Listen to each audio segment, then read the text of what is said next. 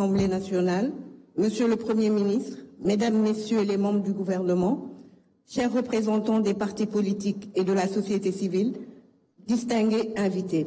Je prends la parole au nom du Parti démocratique sénégalais pour saluer l'organisation de ce dialogue national et surtout pour réaffirmer l'attachement constant de notre parti à la concertation, au consensus et à la recherche de solutions partagées. Le PDS, sous la conduite éclairée du président Abdoulaye Wade, a toujours placé le dialogue au cœur de son action politique. Nous avons participé à toutes les grandes séquences de concertation depuis plus de 5 décennies. Parce que nous croyons que l'avenir du Sénégal se bâtit dans l'échange, l'écoute et le respect mutuel. Aujourd'hui, nous saluons l'institutionnalisation de cette rencontre, mais nous tenons à souligner une exigence de fond. Dialoguer n'a de sens que si cela conduit à l'apaisement durable du climat politique et social. Il faut donc que ce dialogue dépasse les salles de conférence pour s'imprimer dans nos pratiques politiques quotidiennes. Nous devons réapprendre à nous parler avec respect, mesure et sens de l'intérêt général, y compris en dehors des périodes de crise. Une nation qui se parle dans l'invective ne peut faire face aux grands défis qui l'attendent. Justement, les défis sont nombreux.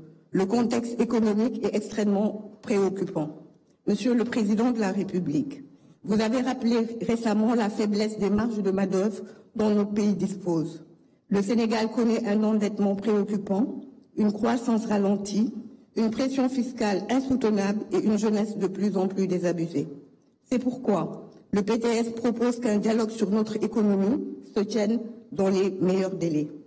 En effet, réformer nos institutions, oui, mais répondre à la souffrance des populations, c'est tout aussi vital.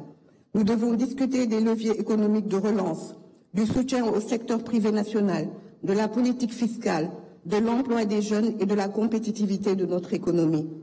Par ailleurs, nous appelons à la mise en œuvre urgente des conclusions issues des assises de la justice. La justice est le socle de l'état de droit. Trop de Sénégalais doutent de son impartialité.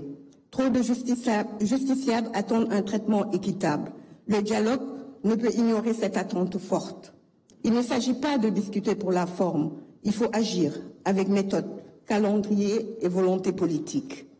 Enfin, permettez-moi de transmettre ici, au nom du PDS, les salutations du président Abdoulaye Wade au président Bassirou Diomaye Faye.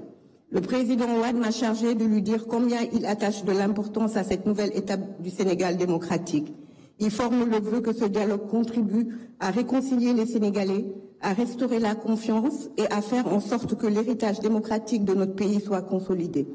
Le PDS, malgré les épreuves récentes, reste debout, fidèle à ses idéaux et déterminé à participer activement à toute initiative sincère visant à sortir notre pays de la crise. En participant à ce dialogue, nous venons non pas défendre un camp, mais porter une voix patriotique, constructive et lucide. Le Sénégal mérite mieux que la division. Il a besoin de clarté, de courage et d'engagement pour affronter l'avenir. Je vous remercie de votre attention. Merci beaucoup, Madame Nafissatou Diallo. Mu doon wax ci turu PDS. Dañuy jox kàddu gi Madame Aïda Mbodj.